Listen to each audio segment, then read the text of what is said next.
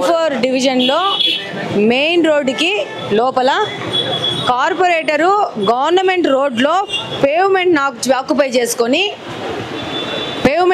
చేసుకొని రూములు కట్టుకొని ఉన్నాడు. ఈయన పేరు అక్బర్ అంట. ఈయన 34 డివిజన్లో కార్పొరేటర్గా గెలిచినాడంట. గవర్నమెంట్ నుంచి జీతాలు తీసుకుంటూ వీళ్ళని కార్పొరేటర్గా గెలిచింది.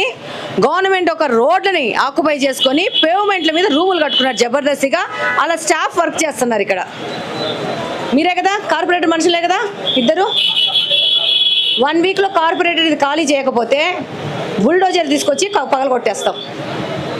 ఖాళీ చేసేమని చెప్పి అబ్బర్కి. లేకపోతే క్రిమినల్ కేసులు బుక్ అవుతాయి ఆయన మీద. డెఫినెట్గా వీళ్ళ మీద క్రిమినల్ కేసు బుక్ చేయాల్సిన అవసరం ఉంది.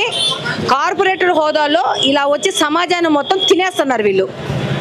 చిన్నోళ్ళు బీదోళ్ళు ఎక్కడన్నా వాళ్ళకున్న సొంత స్థలాల్లో ఇల్లులు కట్టుకుంటే ఏమాత్రమైన డీవియేషన్స్ పోతే రోడ్డు వచ్చి వాళ్ళ ఇళ్ళను కూల్చేస్తారు. ఒక బాధ్యతాయుతమైన పోస్ట్లో ఉండి ఒక కార్పొరేటర్గా గెలిచి కార్పొరేటరు రోడ్డు మీద షెడ్లు వేసేసుకొని పర్మనెంట్ ఆఫీస్ పెట్టేసుకున్నాడు. ఇది 5 ఏళ్ల నుంచి వైఎస్ఆర్సీపీ గవర్నమెంట్లో గెలిచిన కార్పొరేటర్ పరిస్థితి. ఈ పక్కన రోడ్లో సేమ్ కాలువ మీద మొత్తం కాలువ మీద ఇది కాలువ. ఒక నిమిషం రామ్మ. ఇట్లా కాలువను మూసేసేసి కాలువ పక్కన ఉన్న పేవ్మెంట్ మీద వైఎస్ అవినాష్ రెడ్డి గారు జగన్మోహన్ రెడ్డి గారి నిధులతో ఆరో వాటర్ ప్లాంట్ పెట్టేసి ఈ జగ కూడా ఆక్యుపై చేసేసుకున్నారు.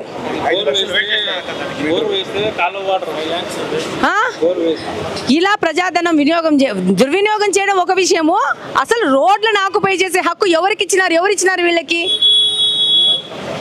కాలువను రోడ్లో తీసుకొచ్చేసేసి వీళ్ళ రూములు కట్టుకోవడానికి కాలువలు కూడా జరిపేసుకున్నారు. ఇది ఈ యొక్క ఎంపీ గారి యొక్క పరిపాలన. ఈ ఎంపీ గారిని కడప పార్లమెంట్లో గెలిపించుకునేది ప్రజల ఆస్తులు దోచుకోవడానికి.